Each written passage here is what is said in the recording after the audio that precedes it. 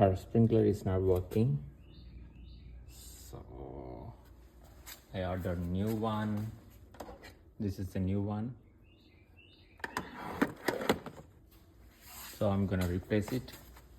So first remove this, and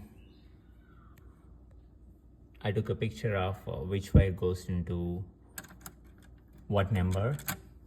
So I'm gonna remove these screws and replace it. Let's see. I removed these wires. Now I'm gonna remove the sprinkler system from the wall.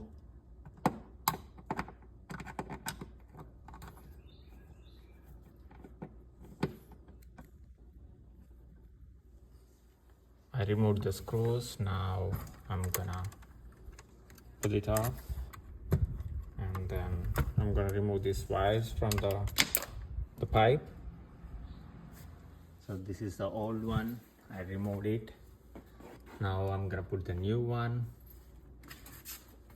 which is here, right here. Let's see.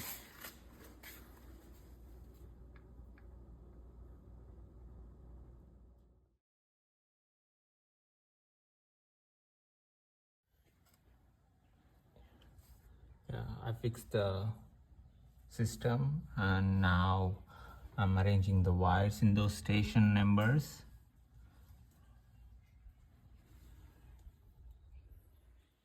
Now I fixed the system.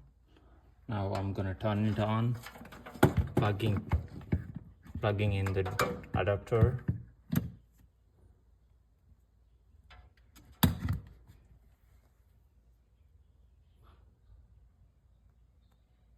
Yay, it's working.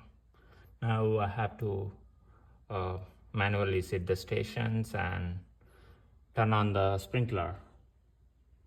Hopefully it will work.